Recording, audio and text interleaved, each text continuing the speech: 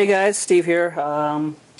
Just want to do a quick video on a wheel swap that I'm doing. I've done a couple of these, couple wheel swaps so far, so I'm starting to get the hang of it. I haven't quite got 100%, but we'll see how this one goes. So I thought I'd do a quick video and just to show you how I do it. I'm sure there's other methods or either easier methods that other people done. Today I'm wheel swapping. Taking the wheels from a 63 Studebaker, the Joker, and I'm going to swap the wheels to this Datsun 620 truck.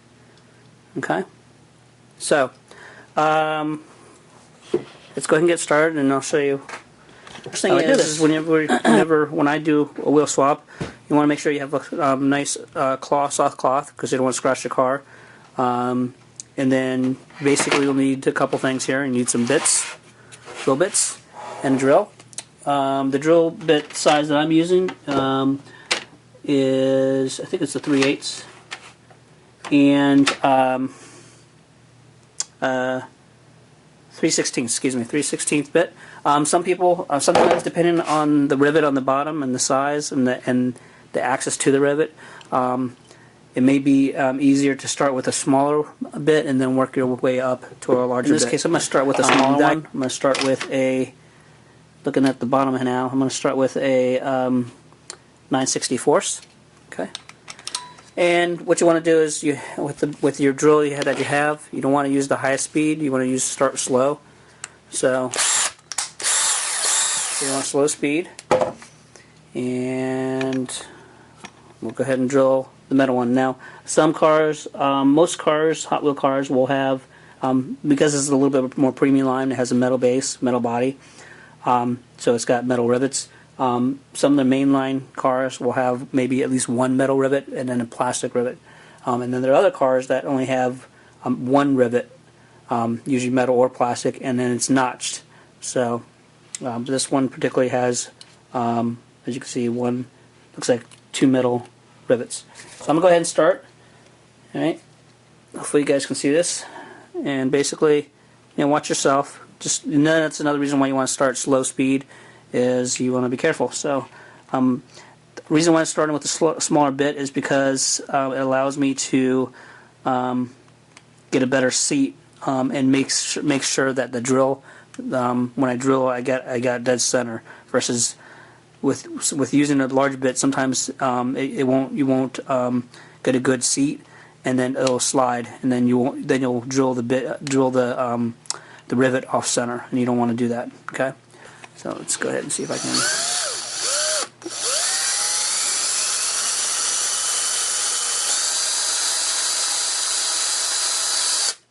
Now, eventually, you want to switch to a larger bit. You probably won't be able to get it completely through without switching to a larger bit. I'm going to flip the car, get the back.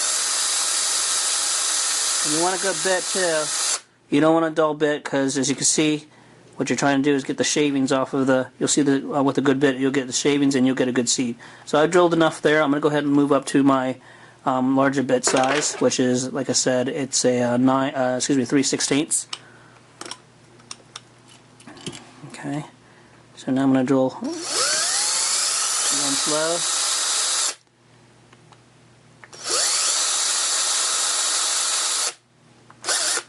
Okay.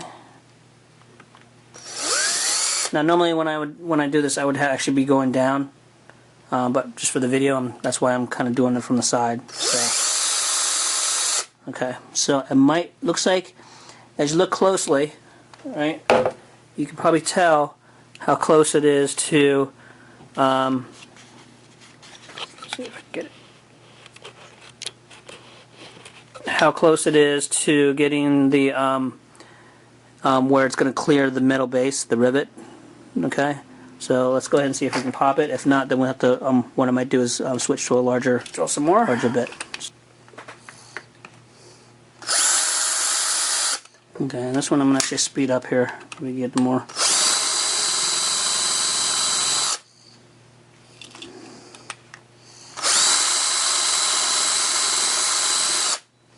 Okay, hopefully that way.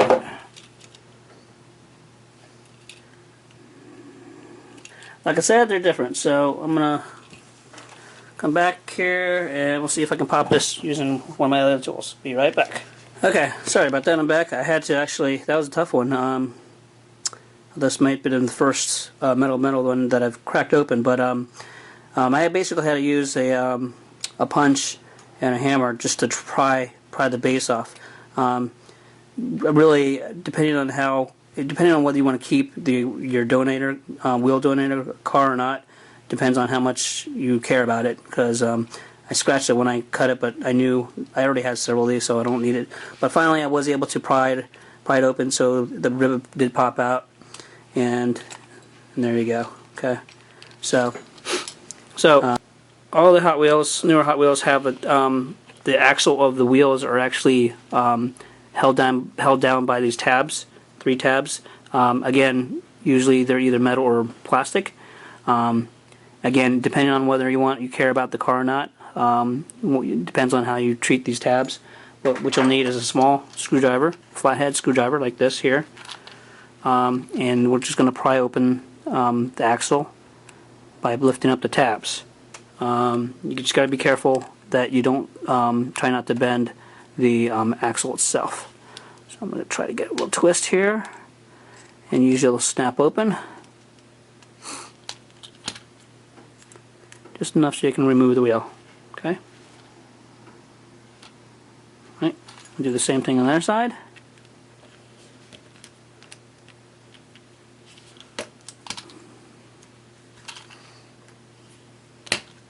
Okay, there you go.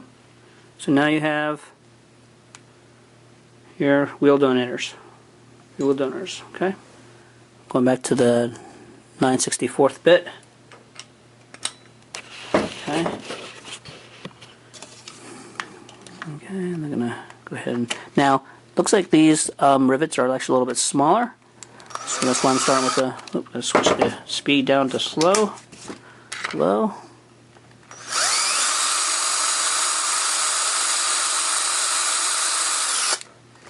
Okay, do the other side.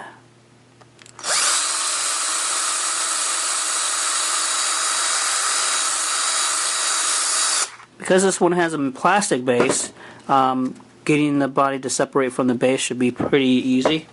I'm going to go ahead and bump up to my next size bit, which is a 3/16. Okay.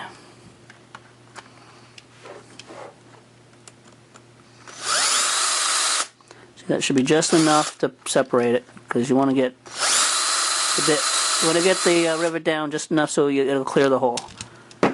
Okay, so hopefully this will be a lot. Drill a little bit more here. Lots easier than the other one, especially when you start drilling into plastic. That's when you want to be careful. So you don't want to. The reason why you don't want to drill through the rivet completely is because you need to be able to. When you add the wheels back on, you need to be able to make sure the base seats pretty tightly. I mean, it's going to be a little loose when you put it back together until you seal it or until you permanently attach it, but at least it locks it in a little bit better. All right, so let's see if we can separate this one here. I'm going to be able to try to be a little bit more careful, just because.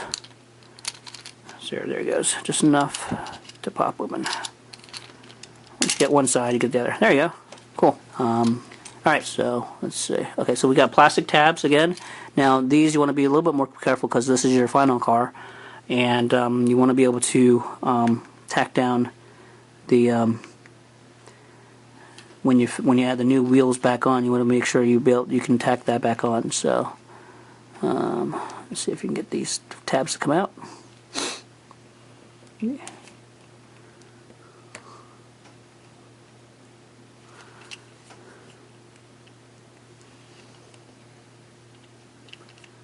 And just bend them up just enough so you can get the axle out. Try not to snap them off. Sometimes, depending on what a car is or what you're dealing with, you have no choice but to break the tabs. So, but not a big deal. There's ways around to fixing that. Okay. So do the back.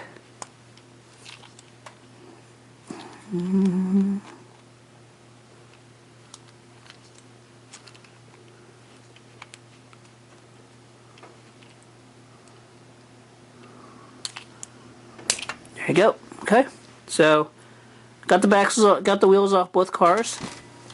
Okay, now I'm going to add the wheel rider ones. They should be able to snap back in. Okay.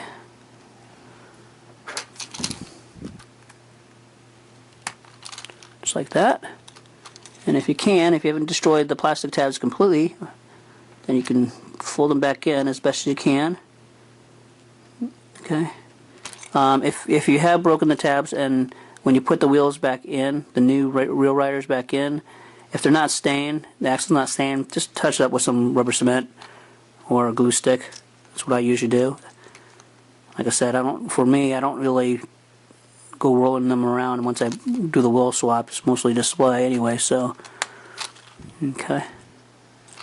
So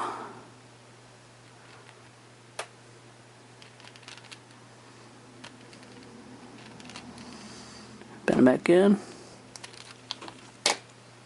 Okay. Sorry, let's see. Alright, so we've done the wheel swap. Like I said, if the tabs don't, if nothing's holding, if you have problems with the tabs holding the axles down, or you've just completely destroyed the tabs, not a big deal. Like I said, just drop either rubber cement or glue stick is what I usually do on top of that. Just make sure, particularly with plastic bases, obviously, you don't want to try not to. If you use a glue stick, you don't want to melt the base. Okay. All right. So now it's just as simple as assembling the car. So go ahead and do that here. Like I said, this is another reason why you don't completely drill out. You only want to drill out the rivet just enough so you can get the base off. That way, when you reassemble it, it just kind of pops back in. And most times, you don't even need to do anything else. You could just it stays there as is. But sometimes it happens. I've done it before where I've had to drill out more, and then just to get the base from the body. And when I've had cases where when I attach it, the base would just be loose.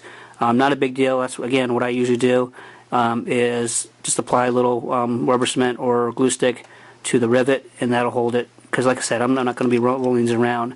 Now there are kits that you can invest in where you can retap the rivet. I haven't really played with those yet, and I probably won't, just because this works fine with me. But there you go. There is my wheel swap on my Datsun 620. Okay. So in a minute I'll share with you some of the other wheel swaps I've done, and if any questions, let me know. Again, I've only done this on a few cars. I'm not an expert on it yet. I've messed up a few times, of course, but trial and error. But the most thing is making sure you have the right tools and taking your time, and be careful with the drill. Okay. All right. So let me. I'll show you some of my other ones that I've done so far. Okay. So here's the one. Just want to show you some of the other wheel swaps I've done. So here we go. The Matchbox. Here's the Matchbox A100. Okay. This one was pretty easy. I actually got the wheels from a. I think I got the wheels from an Edsel, a Boulevard Edsel. I think they worked out pretty well. Here's one I've done. I think this one I actually had the BMW. I think I had to the BMW 2002. I think I got these from a NASCAR. His wheels, and I believe in this one I had to cut the axle in half and reattach it because the axle wasn't long enough to fit the body. Here's another one. I definitely M3. I definitely had to cut the axle on that one, on those. I think I got these wheels from a Boulevard as well. Can't remember which one.